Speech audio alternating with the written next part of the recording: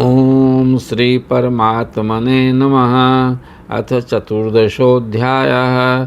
श्रीभगवानुवाच परं भूयः प्रवक्ष्यामि ज्ञानानां ज्ञानमुत्तमं यज्ज्ञात्वा मुनयः सर्वे परां सिद्धिमितो गताः।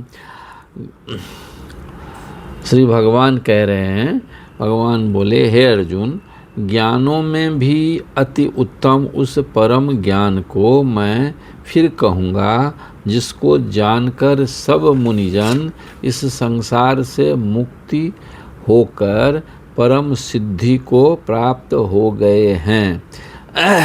इदं ज्ञानम उपाश्रित्य मम साधर्म्यमागता सर्गेऽपि नोपजायन्ते प्रलयेन व्यथन्ति च। अर्थात हे अर्जुन, इस ज्ञान को आश्रय करके अर्थात धारण करके मेरे स्वरूप को प्राप्त हुए पुरुष सृष्टि के आदि में पुनः उत्पन्न नहीं होते और प्रलय काल में भी व्याकुल नहीं होते हैं। प्रकृति पुरुष के संयोग से सर्वभूतों की उत्पत्ति का कथन। मम योनिर्महद् ब्रह्म तस्मिन् गर्भं दधाम्यहं शम्भवः सर्वभूतानां ततो भवति भारत। हे अर्जुन, मेरी महत ब्रह्मरूप मूल प्रकृति संपूर्ण भूतों की योनि है, अर्थात गर्भाधान का स्थान है और मैं उस योनि में चेतन समुदाय रूप गर्भ को स्थापन करता हूँ। उस जड़ चेतन के संयोग से सब भूतों की उत्पत्ति होती है। सर्वयोनिषु कौन्तेय मूर्तयः सम्भवन्ति याः तासां ब्रह्म महद्योनि अहं बीजप्रदः पिता। हे अर्जुन, नाना प्रकार की सब योनियों में जितनी मूर्तियाँ अर्थात शरीरधारी प्राणी उत्पन्न होते हैं, प्रकृति तो उन सब की गर्भ धारण करने वाली माता है और मैं बीज को स्थापन करने वाला पिता हूँ। सत्वं रजस्तमः इति गुणः प्रकृति संभवाः निबध्नन्ति महाबाहो देहे देहिनमव्ययम्। हे अर्जुन, सत्वगुण, रजोगुण और तमोगुण ये प्रकृति से उत्पन्न तीनों गुण अविनाशी जीवात्मा को शरीर में बांधते हैं। तत्र सत्वं निर्मलत्वात् प्रकाशकमनामयं सुख संगेन बध्नाति ज्ञान संगेन चानघ।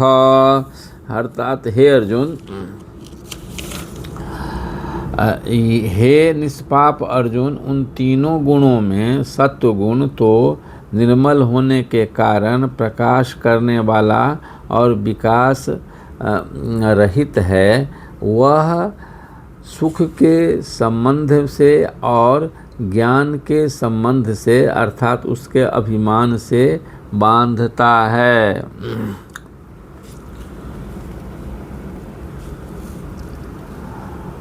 रजो रागात्मकं विद्धि तृष्णासंग समुद्भवं तन्निबध्नाति कौन्तेय कर्म संगेन देहिनम्।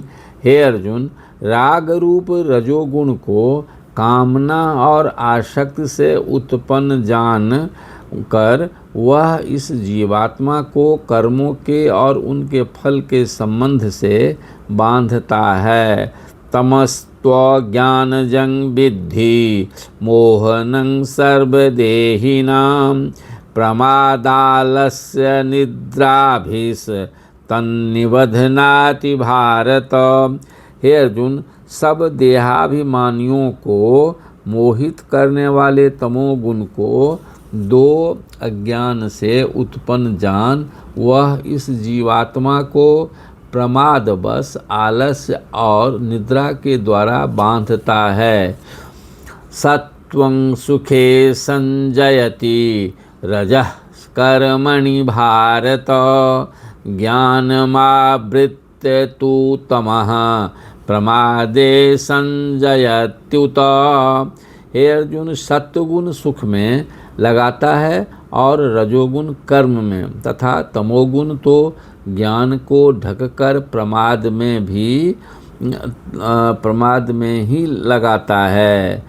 रजस्तमश्चाभिभूय सत्वं भवति भारत रजः सत्वं तमश्चैव तमः सत्वं रजस्तथा। हे अर्जुन, रजोगुण और तमोगुण को दबाकर सत्वगुण और तमोगुण को दबाकर रजोगुण, वैसे ही सत्वगुण और रजोगुण को दबाकर तमोगुण होता है अर्थात बढ़ता है। सर्वद्वारेषु देहेऽस्मिन् प्रकाश उपजायते ज्ञानं यदा तदा विद्याद् विवृद्धं सत्वमित्युत। हे अर्जुन, जिस समय इस देह में तथा अंतःकरण और इंद्रियों में चेतनता और विवेक शक्ति उत्पन्न होती है, उस समय ऐसा जानना चाहिए कि सत्वगुण बढ़ा है।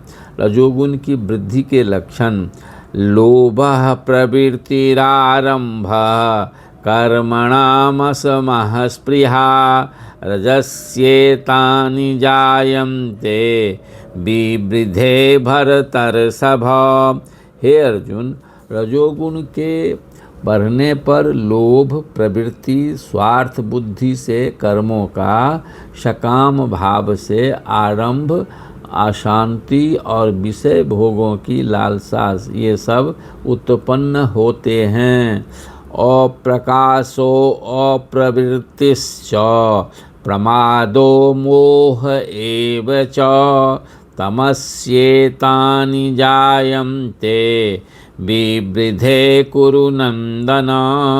हे अर्जुन, तमोगुण के बढ़ने पर अंतःकरण और इंद्रियों में अप्रकाश, कर्तव्य कर्मों में अप्रवृत्ति और प्रमाद अर्थात व्यर्थ चेष्टा और निद्रादि अंतःकरण की मोहनी वृत्तियाँ, ये सब ही उत्पन्न होते हैं। यदा सत्वे प्रवृद्धे तु प्रलयं याति देहभृत तदोत्तम विदां लोकान् मलान प्रतिपद्यते। जब यह मनुष्य सत्वगुण की वृद्धि में मृत्यु को प्राप्त होता है, तब तो उत्तम कर्म करने वालों के निर्मल दिव्य स्वर्गादि लोकों को प्राप्त होता है। रजसि प्रलयं गत्वा कर्म संगी सुजायते तथा प्रलीनस्तमसि मूढ़योनि सुजायते।